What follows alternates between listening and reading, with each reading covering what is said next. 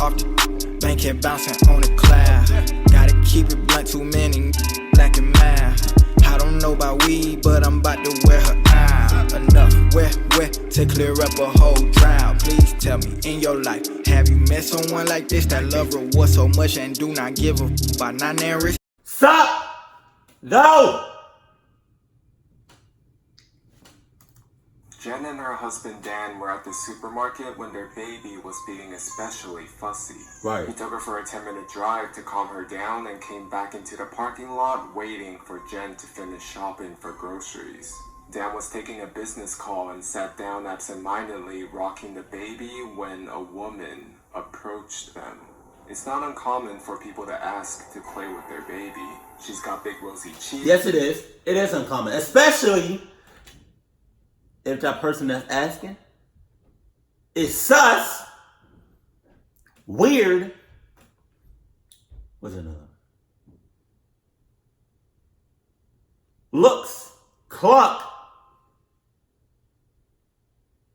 and sending off bad vibes. If I was on the phone rocking, my baby, right? I don't even need to see you in order for me to feel your presence, especially if your presence is like a bad presence. Talking about something that's not part of the plate. No, this will be the baby, right? I'm rocking. I don't know. I'm rocking the baby, I guess. I'm on the phone too, but like the sus lady comes closer and closer and be like, remember, I don't need to see you. I'll be like this. Ooh.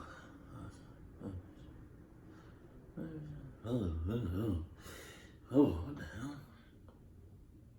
Hold on. Oh, nah, hell no. Let me go ahead and move. Nope. Hey, I'm just saying. Just saying. Soft wisps of gold hair and the most adorable girly toothless grin. But her nap schedule was paramount, so he was preparing to tell the woman she actually couldn't play with the baby right then. She walked over, brimming with confidence, and before Dan could even finish his sentence, she picked up the carrier and started walking all. Bitch! Boom! Bitch! Boom! Bitch! Boom! Right in the face. Or, not in the face. I'm hitting you somewhere on your body, hard as hell. I don't care if you're a woman. Right? Well, no, yeah.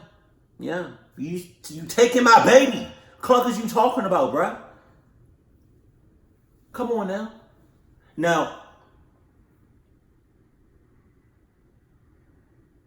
she is a woman, so probably not. I probably won't hit her in the face, probably like in the boobs, some place like, yeah. Is that sensitive for you all? Like, or I might just push the hell out of you. No, I'm clucking you up. I'm sorry, you got my baby.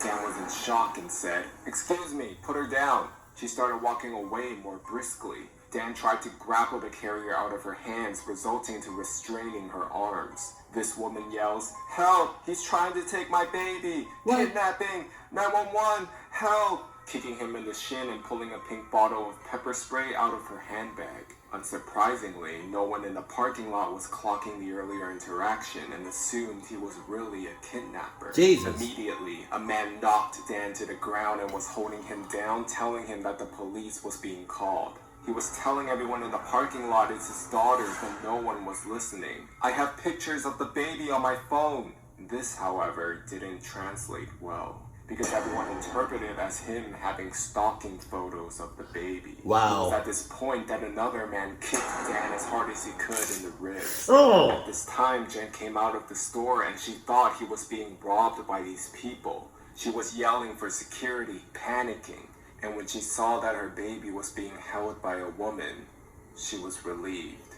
Jen thought maybe her daughter was moved out of harm's way whilst her husband was being robbed. She couldn't find a security guard outside the store, and so she ran up to the people holding her husband down, waving her wallet, pleading, "Take everything you want, just leave us alone." The man said, "Lady, we need to wait for the police to deal with him." Jen was confused as to why muggers have called the police. "What do you mean? What are you talking about?" And made out someone saying, "He tried to abduct that woman's kid. Her husband would never hurt a child." She kept trying to understand what the man was saying, and suddenly, it all clicked. She looked around for the woman who had her baby, and she was halfway across the parking lot. Jen went ballistic. You better haul ass. Crossed right to her. All she could think to do was to grab the woman by her hair and squeeze her throat with her other arm. She yanked her hair as hard as she could, and that was enough to make her drop the carrier. She was so scared and surprised, she threw herself on top, and when she looked up, the woman left. Not one person tried to stop her, and within the next couple minutes, police had arrived. There were still several bystanders who explained it as her husband trying to kidnap the baby. The police's first questions when asking for her description weren't investigative. They were questions thinly veiled, trying to convince Jen not to pursue charges, still placing blame on her husband. Do your husband and the baby look dissimilar? Is there a chance she thought he was abducting the baby and she was trying to intervene? Could your husband have been doing something inappropriate or violent to the baby that would make her feel compelled to extricate the baby from the situation? Did she seem groggy or confused? Could she have mistaken either of them for her own family members? They spent more time verifying that the baby was actually Jen's instead of focusing on the kidnapper. Her husband had called his brother at that point, who works in an office with a lot of lawyers, and connected with one ASAP. And they gave him the priceless advice to get every officer's name and badge number, to request copies of the store's security tapes right away, and to escalate the complaint higher up the chain if these officers weren't taking them seriously. Finally, Jen and Dan had enough reason to believe they were being taken seriously, and they went home. Dan was seething with rage and grappling with a feeling of helplessness from how little he was able to do, and has 2 cracked ribs from when the man kicked him.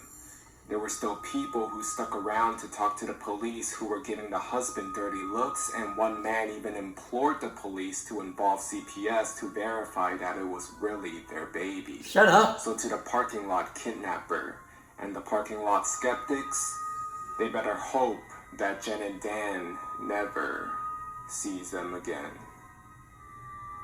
I'm not about to read all that. I wasn't. See, now, if the husband and wife had Adidas on, right, then the other people's, right, other customers, everybody else that saw what happened after the fact, right, when a woman had their baby, if the husband and wife would have had on Adidas, right, they would have been like, the people over there would have been like, oh snap, they got Adidas on. They must be telling the truth. Right? But look, that right there pisses me off, because it's like, we are super judgmental, and we're so quick to assume that a male, right, guy, right, is quick to be in the wrong and wouldn't think of a woman, female girl, to do no wrong because she's a woman. That doesn't make any sense. As clear as day in this video, you can see that people were, they was quick to say something and they was quick to say something and do something to the guy because he's a guy, but not the woman. That doesn't, come on, and we still do that to this day. And I guess it's because, like, you know, we don't think a female can do no wrong, which yeah, they can. But like, if you're having an altercation with a female and a male, and you know it gets to a certain point, right, and it starts to escalate further and further and further, and then you see a witness, like the witnesses in the video, you see those witnesses, you see the other people, they're gonna automatically think and attack the guy because it's his fault. When in reality, it was a woman's. Like domestic violence. Like you know, usually I think, I don't really know, but with like domestic violence with with between a male and a female, I think we all think, some of us think that like in a situation like that where it's domestic violence involved, the male would be accountable or held accountable or would be at wrong if, you know, we would just be like, all right, it's the guy's fault, instead of being, oh damn, I think it was the females. Everybody, I look at it as like everybody is equal. Everybody has in, I guess, equal opportunity, or I'm kind of like lost at words, but like, just because she's a female doesn't mean anything. And just because he's a male, it doesn't mean anything. Just saying, man. But if I'm telling you, if they had on Adidas, they would have been home by now with the baby. No altercation. Just saying. Keep it cool, keep it classy, and I love you. Stay happy. My family.